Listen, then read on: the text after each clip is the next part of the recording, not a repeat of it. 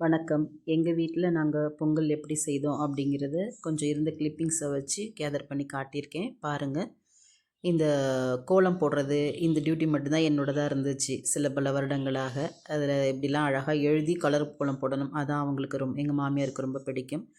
அப்படியே கோலம் இந்த பானையெல்லாம் நான் சின்ன வயசுலேருந்து போடுற பானைன்னு வச்சுக்கிங்களேன். வெரைட்டியெல்லாம் பண்ண தெரியல. இது நாங்கள் பொங்கல் வைக்கிற இடம். அதிலெல்லாம் கோலம் போட்டுட்டு அழகாக அப்படியே ஸ்டார்ட் பண்ணிட்டோம். எல்லா திங்ஸையும் எடுத்து கொண்டு வந்து பக்கத்துலேயே வச்சுப்பாங்க எங்கள் அத்தை. அதை ஞாபகம் வச்சுக்கிட்டு அப்புறம் இது எல்லாமே ஒரு பேக்கிங்காகவே இருக்கும். இந்த திங்ஸ் எல்லாம் நான் எல்லார் வீட்லேயும் அப்படி தான் வச்சுருப்பாங்க. அப்படி இருக்கும். எங்களுக்கு கொஞ்சம் ஈஸியாக இருந்தது. அப்படியே பிரித்தோமா, இந்த திங்ஸ் மட்டும் தான் பொங்கல் சமைக்கிற திங்ஸ் அப்படின்னு சொல்லிட்டு அப்புறம் சாமி கும்பிட்டுட்டு அப்புறம் அப்படியே பொங்கலுக்கு என்ன ஸ்டார்ட் பண்ணிட்டோம். எல்லாம் பக்கத்துலேயே கொண்டு வந்து வச்சுக்கிறப்ப இன்னும் கொஞ்சம் ஈஸியாக தான் இருக்குது. அவங்களோட ப்ரிப்பரேஷன் அது இது தேட தேவை கிடையாது. இதுக்கு இவ்வளோ அரிசி இவ்வளோ தண்ணி அப்படின்னு சொல்லிட்டு அதில் வேறு சந்தேகம் வந்து நெட்லலாம் போய் சர்ச் பண்ணி பார்த்தாங்க.